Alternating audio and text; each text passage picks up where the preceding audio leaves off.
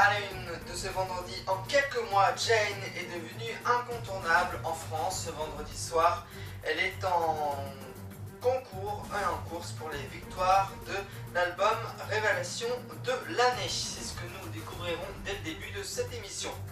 Les ondes gravitationnelles ouvrent leurs portes au détecteur de l'extrême. C'est un document spécial pour le Grand News que nous découvrirons.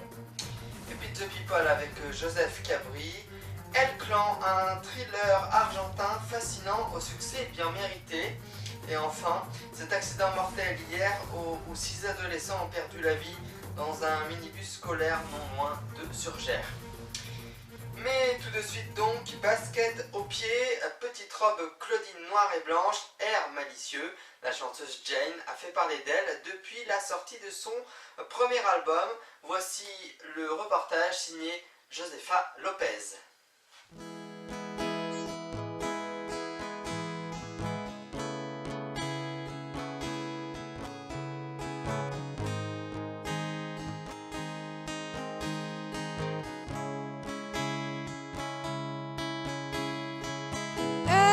Everything I've done in my life's grown a little more. We've been raised in the same world with all those different colors. Everything I've done in my life's grown a little more. I walk through the pain and joy that gives the ease off of my back. All my days I'll be trying. All my days I'll be trying. Alors les trois objets qui me caractérisent, je dirais que c'est d'abord ma guitare. Parce que c'est un peu par là que ça a commencé. J'ai commencé mes concerts guitare-voix. Donc c'est aussi ça qui a créé mes premières chansons. C'était vraiment des compositions que guitare-voix. Comme au départ, je l'ai fait guitare-voix. Donc c'est quelque chose qui me suit quand même beaucoup. Et voilà, c'est la base, enfin c'est ma base en tout cas. Après, comme autre objet, je dirais qu'il y a mes chaussures. Je vais les enlever. Voilà, n'est-ce pas? Parce que c'est entre ma robe et mes chaussures, c'est les deux objets que je voulais ramener parce que c'est vraiment ma tenue de scène. Et avant de rentrer sur scène, j'ai un peu ce rituel-là d'enfiler mes chaussures, d'enfiler ma robe et d'un coup de devenir Jane. Et c'est une étape assez importante avant de monter sur scène, ce passage-là. Alors en fait, j'ai choisi la robe et les baskets parce que déjà, je trouvais que c'était un beau contraste, robe assez stricte, basket assez strict. Et du coup, je suis quelqu'un quand même d'assez sobre, et ce qu'on ne ressent pas forcément dans ma musique quand on l'écoute. Du coup, j'avais envie que ça se ressente aussi d'une manière ou d'une autre. Et voilà, je suis assez classique, et puis voilà, c'est noir et blanc, c'est un peu le contraste absolu. Donc du coup, comme certaines de mes chansons sont assez contrastées, je crois que ça faisait un bel effet. On and off the road, I try to keep your love on top. It's the only proof I've got to make sure that I am not lost.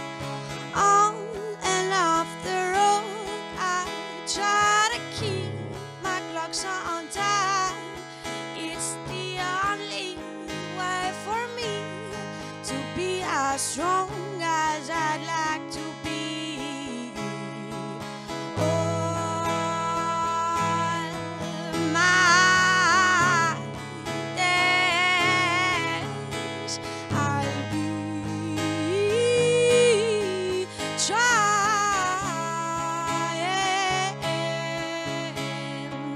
All my days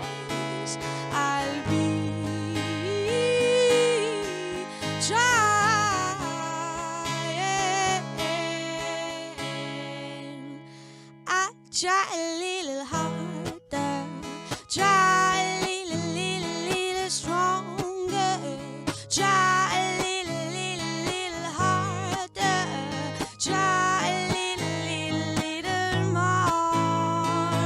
I'll try a little harder, try a little stronger, try a little harder, try a little more.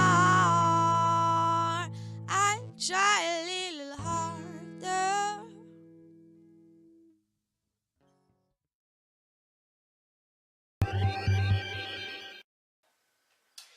Afin de déceler une onde gravitationnelle, donc les instruments doivent pouvoir détecter les mouvements infiniment tésimaux de l'ordre de la taille d'un atome. Je vous propose de regarder ce reportage signé ce soir Nicolas Arnaud et Xavier Dupont.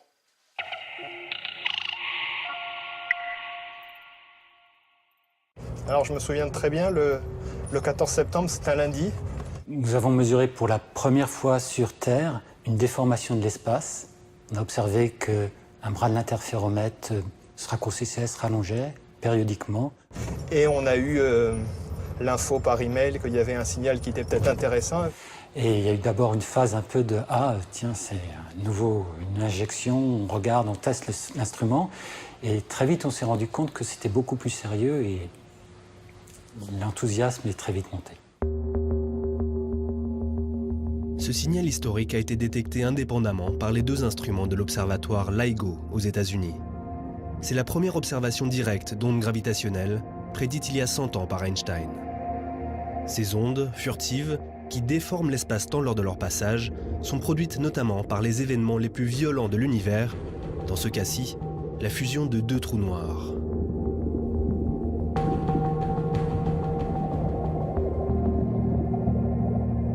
Donc il faut imaginer ces deux mastodontes qui pèsent chacun plus de 30 fois notre Soleil, qui tournent l'un autour de l'autre 75 fois par seconde, alors qu'ils sont séparés de quelques centaines de kilomètres et qu'ils ont une vitesse qui commence à approcher celle de la lumière.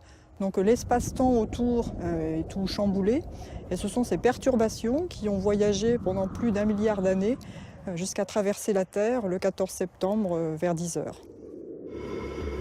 LIGO appartient à un réseau mondial de détecteurs d'ondes gravitationnelles.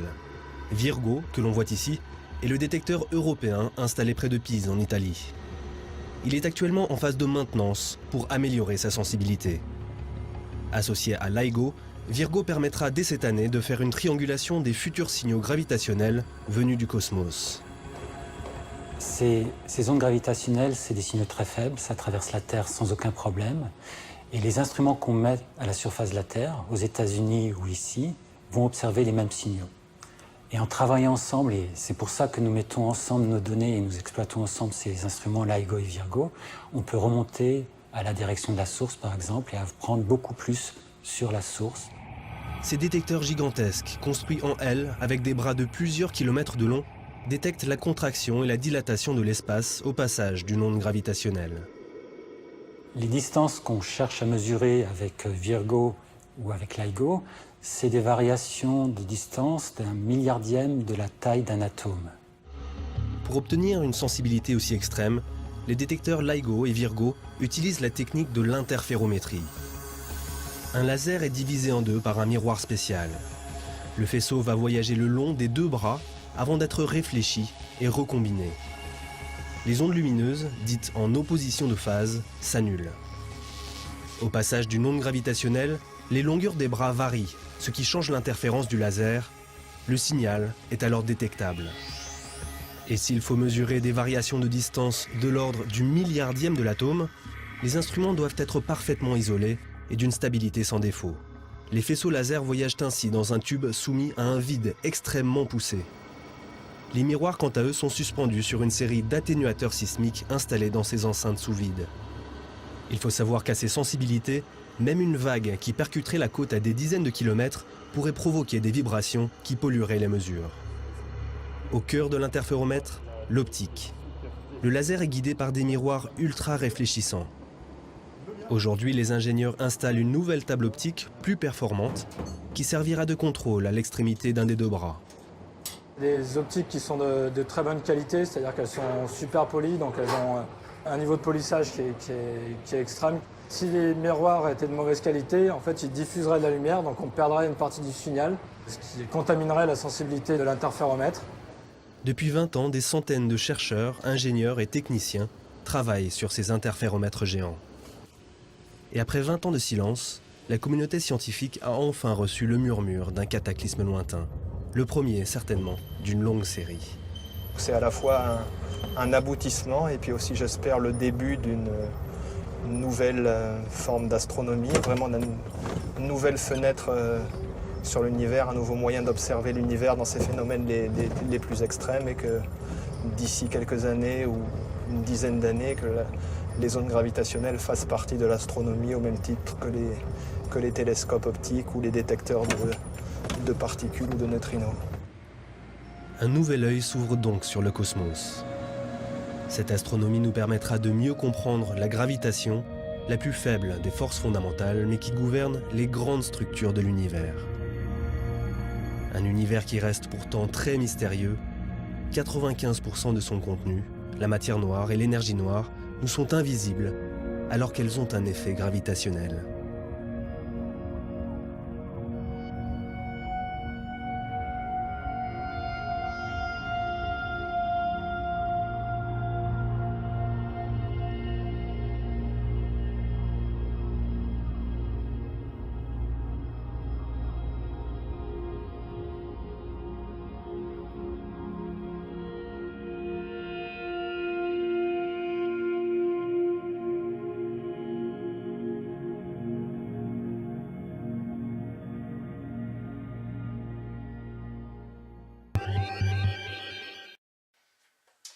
Et tout de suite, nous retrouvons Joseph Cabri pour The...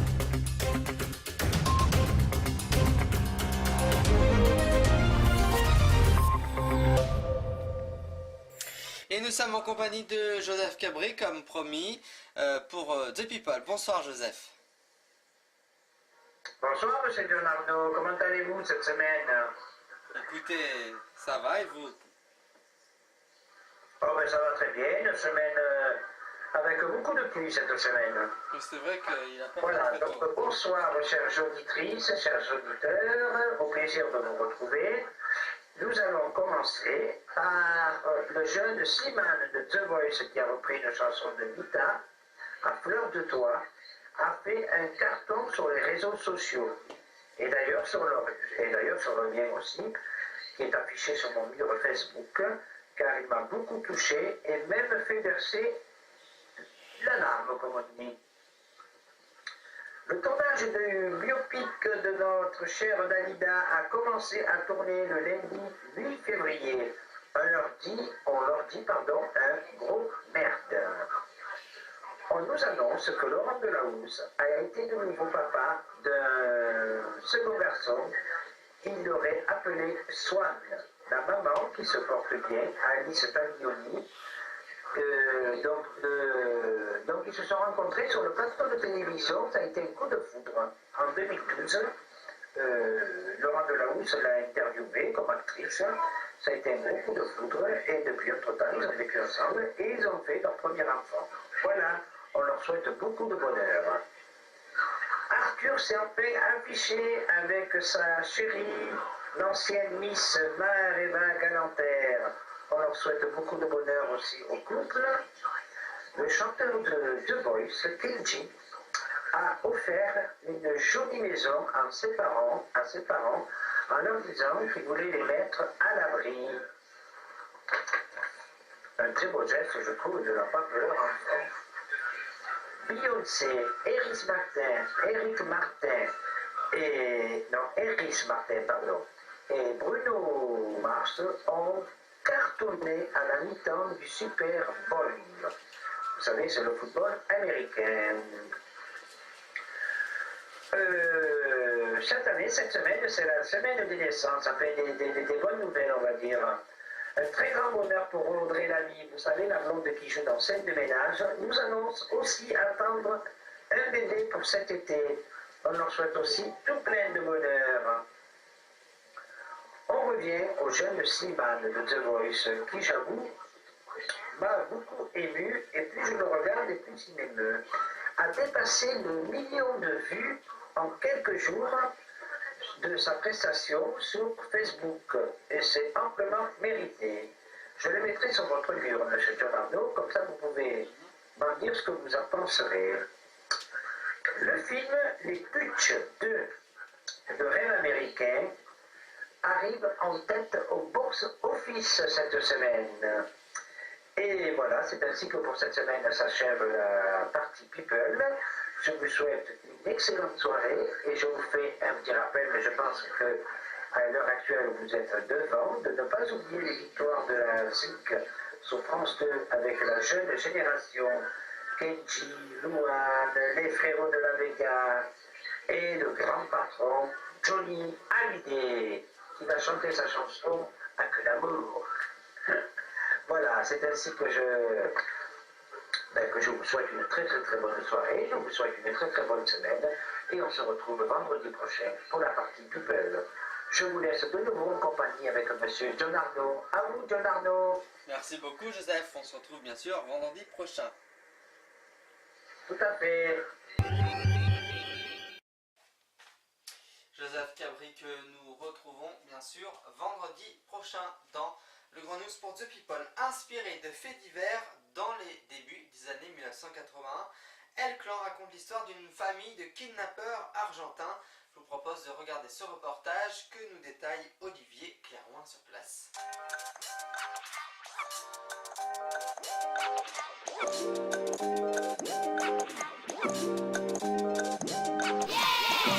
Reitero la suma a entregar.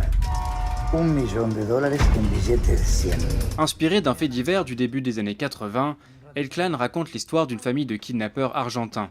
Mené par l'effrayant Archimedes Puccio, le gang multiplie les enlèvements contre rançon, alors qu'en toile de fond, le pays vacille entre dictature et démocratie.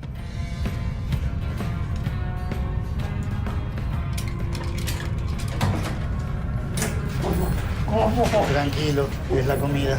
Une histoire qui, il faut le dire, met plutôt mal à l'aise. C'est un personnage de la bourgeoisie moyenne qui finalement se choisit un petit job pour subvenir à ses besoins et qu'il exécute sans aucun état d'âme. Donc on est en plein vraiment dans ce qu'on appelle la banalité du mal. Voilà, on pense immédiatement à Arendt de fait. ¿En qué te puedo ayudar? Malgré son atmosphère pesante, El Clan a connu un impressionnant succès en Argentine. En cause, la thématique, une dictature pas si lointaine, et l'acteur, Guillermo Francella, pourtant plutôt habitué au rôle comique. C'est un peu Jean Dujardin, avant que Jean Dujardin se mette à jouer des rôles dramatiques, sauf que Francella est nettement plus vieux, que donc il est installé dans la conscience collective argentine comme une présence familière et plutôt sympathique. Sans aucun doute, Trapero a cherché à utiliser la familiarité du public avec cette figure pour déstabiliser le public. Tu libertad o tu condena dependen de mí. Si caigo yo, Alejandro, caemos todos. El Clan est non seulement un film politique, mais c'est aussi un thriller, en témoignent les références qui y sont parsemées. Il y a très clairement une référence, entre autres, à Scorsese, à la fois dans le découpage du film dans le temps, dans l'utilisation de la musique. C'est un film de gangster, très dur, mais avec une profondeur de champ politique impressionnante. On peut effectivement penser à Scorsese. Moi, de mon côté, j'ai été plus sensible à l'héritage un peu buñuelien. L'association des mœurs bourgeoises et de l'irrationalité des tortionnaires. Effectivement, je pense qu'il y a quelque chose qui est comme un passage à l'acte, disons, pour cette génération de cinéastes argentins. Vos estás dudando.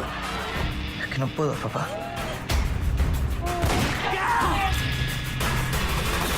El Clan de Pablo Trapero, sorti le 10 février. Muy bien. Et puis donc, suite à une collision entre un car scolaire, c'était hier soir, et un camion. Au lendemain du drame, la ville de Rochefort est bien sûr sous le choc et cherche désespérément des questions, des réponses aux questions qu'il se pose désespérément. Reportage. 6 bougies en mémoire des 6 victimes. Une autre pour les blessés. Toutes disposées devant cette chapelle ardente dressée après l'accident de car. Hier en fin de journée, plus de 200 personnes s'y sont rassemblées pour se recueillir. On passe des moments avec eux, on s'amuse, on rigole et jeudi matin où tout est calme, on apprend qu'ils sont morts et maintenant il va falloir faire avec. Ouais, c'est dur d'imaginer ça quoi, c'est vraiment dur. C'est dur parce que c'est des jeunes et ça pourrait être nos frères, nos sœurs. Du côté de l'enquête, une question centrale se pose. Pourquoi cette ridelle paroi latérale du camion s'est-elle ouverte? Un car scolaire des Mouettes est entré en collision à hauteur de Rochefort avec un camion benne dont la ridelle latérale s'est ouverte pour une raison que nous ignorons pour l'instant puisque des examens et des expertises techniques sont évidemment en cours. S'est ouverte et donc a cisaillé le côté latéral du bus qui venait dans l'autre sens. Entendu par la police, le chauffeur du camion affirme n'avoir rien remarqué d'anormal sur son véhicule. Les tests d'alcoolémie et toxicologiques se sont avérés négatifs. Voilà, et puis vous n'oublierez pas la rediffusion du Grand News ce soir aux alentours de minuit 15. Le Grand News c'est fini, mais j'aurai le plaisir de vous retrouver demain à 20h15 pour de toutes nouvelles informations concernant tout l'horizon de l'actualité. Je vous souhaite de passer une très belle soirée sur cette antenne. À demain.